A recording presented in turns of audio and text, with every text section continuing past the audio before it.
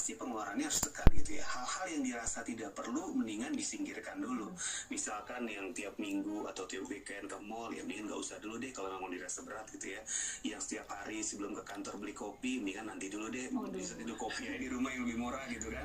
Jadi memang hal-hal yang sifatnya latte faktor, hal-hal yang sifatnya konsumtif dipangkas semaksimal mungkin. Intinya adalah gimana caranya kita beban ini kita kurangi dulu. Nah, ketika sudah tidak ada lagi yang bisa dikurangin pertanyaannya, tapi dirasa masih berat atau nggak cukup, berarti penerimaannya harus ditingkatkan, penghasilannya harus ditingkatkan gitu ya. Jadi memang dia harus mungkin cari pekerjaan ya, sampingan yang bisa menghasilkan, atau cari income lain, atau juga bisa kolaborasi dengan saudara-saudaranya gitu. Jadi jangan ditanggung sendiri bebannya.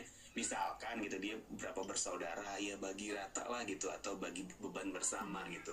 Kadang-kadang kan kalau anak tertua merasa punya tanggung jawab lebih besar gitu ya, nggak enak gitu ya. Tapi jangan, harusnya kalau memang sama-sama anak ya hak dan kewajibannya sama terhadap orang tua gitu. Jadi memang kalau bisa dibagi supaya lebih ringan kayak gitu. Jadi itu pengeluaran harus tekan, penghasilan harus tingkatkan, dan bagi beban secara rata gitu ya.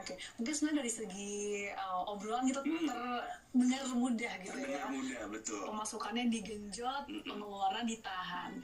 Nah, tapi kalau dalam kondisi-kondisi misalkan aduh udah mepet banget nih, kayaknya pemasukan tuh gini-gini aja, pengeluaran juga kayaknya udah nggak bisa ditekan deh, karena untuk memenuhi kewajiban sehari-hari dan lain-lain. Tapi belum lagi sesuai dengan topik kita hari ini terkait dengan masa pensiun yang tenang, gimana nih caranya supaya masa tua atau masa pensiun tenang, tapi di saat ini juga masih bisa terpenuhi dengan tenang juga gitu loh Mas Ai. Iya. Jadi gini, aku pernah baca ya, jadi rahasia banyak orang kaya itu adalah dia bisa memaksimalkan asetnya gitu ya, Sasa.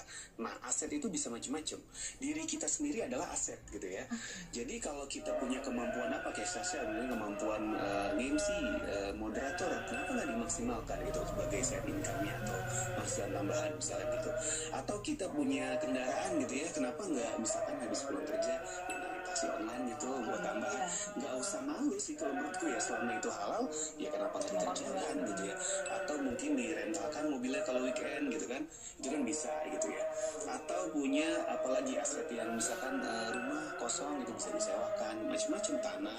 Jadi memang kuncinya untuk keluar dari sandwich generation adalah selain punya penghasilan yang tinggi, tapi juga gimana cara kita bisa memaksimalkan aset yang kita punya, baik dalam diri kita sendiri maupun aset fisik yang memang kita punya gitu Sasa. Jadi jangan pernah membiarkan aset kita tuh menganggur.